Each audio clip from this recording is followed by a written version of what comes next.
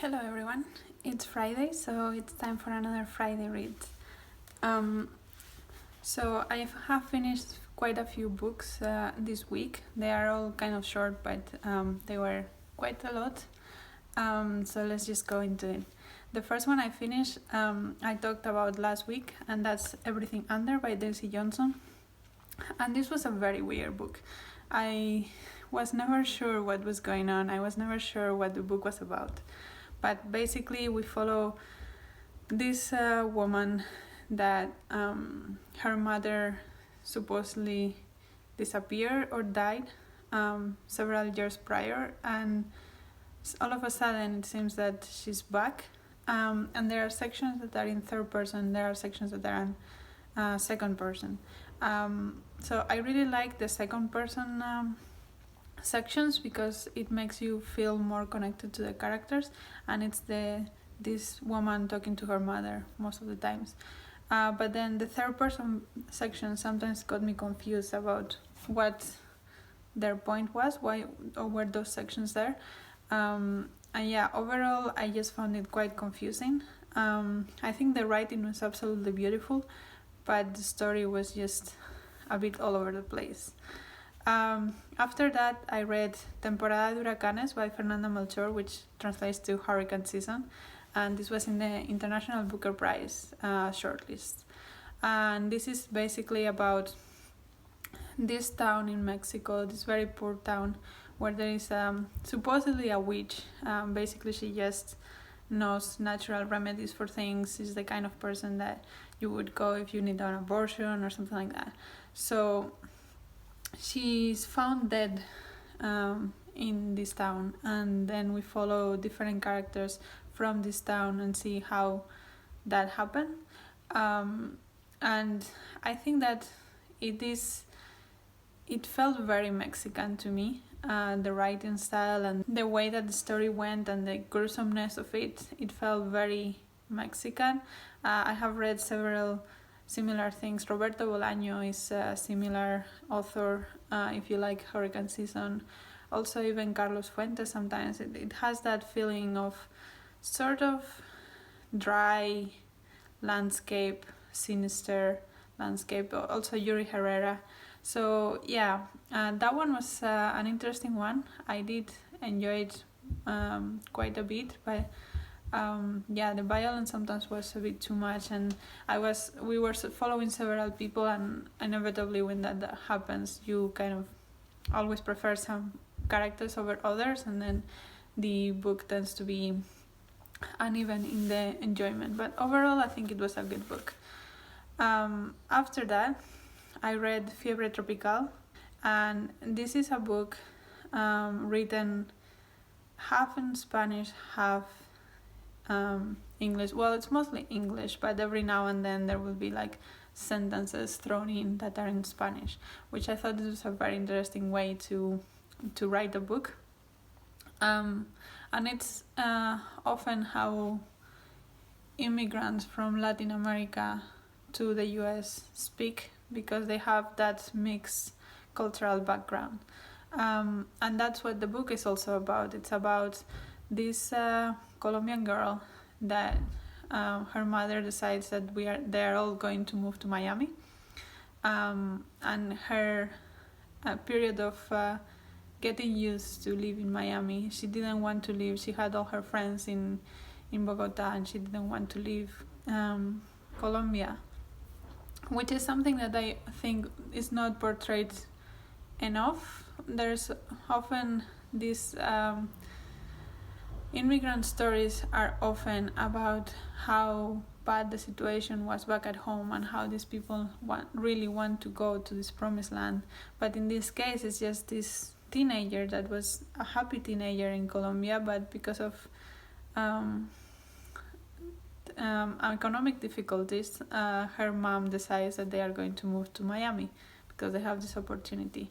And when they do, we also see this shift in Francesca, the girl's mom, and that she becomes a lot more religious and a lot more difficult to talk to, because she's engrossed in this community that Colombians have in Miami that is very religious. So we see that shift, and at the same time, Francisca, the girl, is exploring her sexuality, and it seems that she's not straight. And that clashes, of course, with the religious feelings of her mom, and we explore all of these things together, and I thought it was a really, really good book. I really enjoyed it. I don't know if this will work for people that do not speak Spanish. Maybe you should look at a sample or something if you're interested in the book, and see if you can understand the book enough. But if you do speak Spanish, I think this you would really like this. It's a very interesting exploration of so many different topics. And then I did try to read this book called Barack Obama and the Jim Crow Media by Ishmael Reed. Ishmael Reed is an author that I have read one book from before, and I really, really loved that book, so I was interested in reading more of him. And this was a non-fiction focusing not on Obama himself, but on how the media perceived him and why that was different because he was black. And it sounded really interesting, so I thought, let's just pick it up, but I ended up DNFing it. And the reason why I DNF'd it is because this book is very dated in the sense that it's constantly talking about examples that at this point in time are 10 years ago. And it was very difficult to follow, partly because I did not know about these events in the first place, because I am not American, and also because even if I ever knew about them, that was 10 years ago, so I couldn't remember very well. So it is dated not in the topic. I think the topic was very interesting, but in the examples it uses, and it was just really difficult for me to get into this book without without knowing about all these events that they were talking, because they were very specific. They were like, oh, because in this TV program at this point they treated Clinton like this, but they treated Obama like this, and this is because of the race. And I of course couldn't remember or know about these specific TV programs and that specific airing of the program 10 years ago. So I found it really difficult to get into, and I decided to DNF it because I have thousands of books to get into instead. Instead of that, I decided to try another of his fiction, so I picked up Mambo Jambo by Ishmael Reed as well. And this is more on the tone of Flight to Canada, which is the other book I read. Mambo Jambo, it's very difficult to explain, but basically deals with this society in which we have a mainstream that is trying to impose a monotheist religion, and it has Templars and everything. And then on the other side we have this virus, or this pandemic they're calling it, which basically makes people dance to blues music and enjoy blues music and make blues music. So it is a parody of how oppression works, with a very nonsensical take on it. And I was thinking how to explain this, because it's really difficult, and I think that Ishmael Reed has a very similar writing style to Kurt Vonnegut, I will say, in the sense that it's very nonsensical and satirical, but it has the racial commentary added on it, which is amazing. So I'm interested to read more from him, but I really enjoyed that one. And then the last thing I finished was an audiobook, and that was Ohio by Stephen Markley. And this one was about basically these teenagers that were together in high school, and then something happened during that time, and then we see them several years later, maybe 10 years later or something, and they randomly meet each other again, and they are trying to go back to that mystery and try to sort of know what happened. This deals a lot with LGBTQI plus topics. It also deals with bullying. It deals with the military in the US, with like countryside feeling, and for me this it at the beginning I didn't really like it because everyone was kind of pretentious, and also some of the voices that the audiobook was doing were really pretentious, and I really didn't like them. But I got a little bit more into it as it went through, and it had a crime feeling at some points, which was obviously a lot more engaging than the initial tone of it. So that I liked the crime aspect of it. However, for example, there were a lot of things about the military that I was completely not interested about. And there were a lot of characters, and some of them I really didn't like. So it was a bit of a mixed bag for me, this one. But I know a lot of other people have really liked it, so maybe it's just me. What I'm reading now, so the first thing I'm reading is The Little Friend by Donna Tartt, and this one I'm reading with The Little Read Along by Katie Books and J.K. Reads, and we are reading. This is about 550 pages, but only has like 7 chapters and a prologue, and we are reading about 2 chapters a week. So I just finished chapter 3, so it's halfway roughly. And I'm really liking this. I was a bit hesitant because I didn't like The Secret History that much.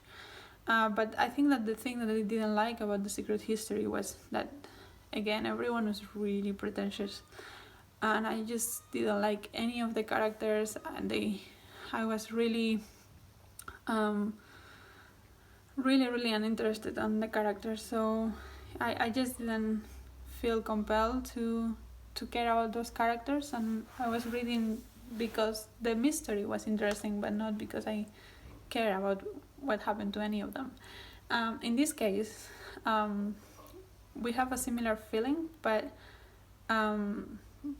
the main protagonists are Harriet and Helly, I would say, and Allison.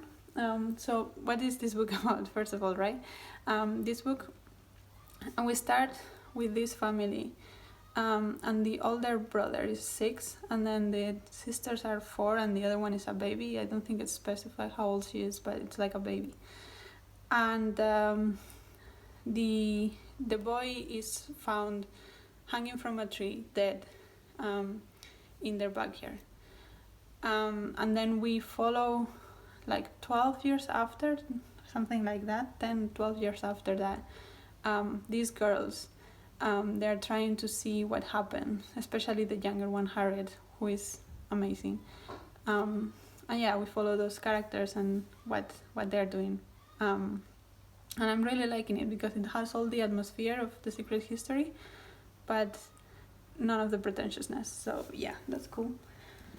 And the other book that I'm currently reading is The Book of Not by Tsitsi Dangarembga. This is the second book of the Nervous Condition trilogy.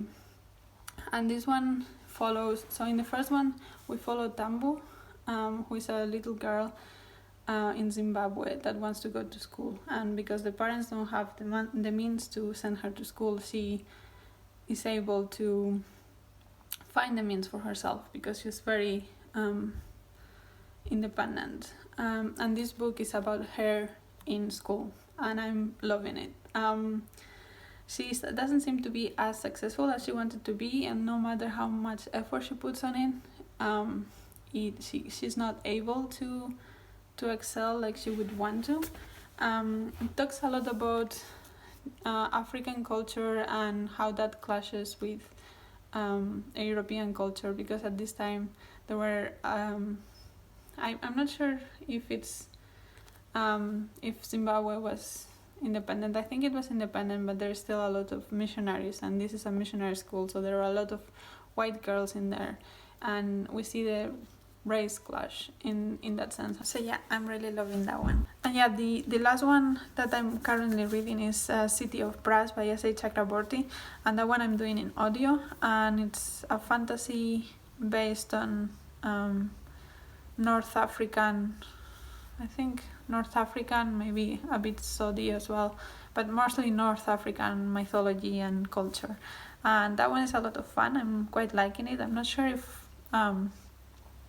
the audiobook is the best way to do this one, but it's working fine for me. And since it's a fun book, it's something I can listen to when I go for runs and walks, so that works.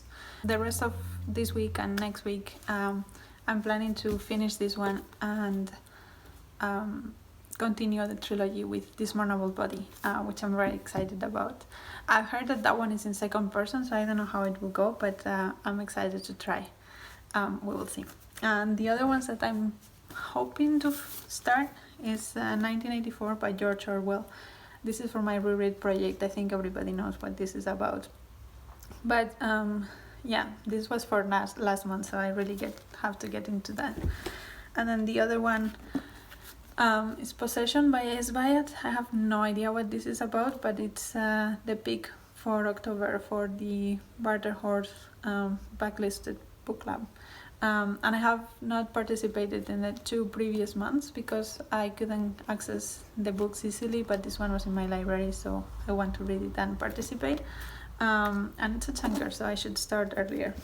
And then I'm also going to start on Monday, I think, The Great Offshore Grounds by Vanessa Veselka. And this one is was in the long list of the National Book Awards for this year. And Rainier from Rainier Books and I decided to buddy read this one. And can I just say, the National Book Awards should know that long lists are for people to get excited about the long list and then make predictions and read the books. So if they announced the short list 2 weeks after the long list, that's not gonna happen. So they should expand that amount of time. But yeah, anyway, those are some books that I'm interested. And then also Rainier, because he's amazing and I will link him down below, brought my attention to the International Dublin Literary Awards, which I think they're amazing. So this is organized by a bunch of libraries in Ireland, I think, and they pick some books and then they make a short list out of those books and then a winner, like prizes too, right? But the thing is that but first of all, they don't differentiate between translated and non-translated fiction, which I think it's interesting. And the second thing, because it's organized by libraries, they are focusing on more backlisted titles that are more accessible and normally available in libraries. And I think that's amazing, because I normally read from the library and all these awards are new books that I often have to buy or borrow from friends or whatever because they are not available in the library. But this prize is focused on books that are available in the library, so I'm very excited about that. And this year's prize is for books published in 2018 in English.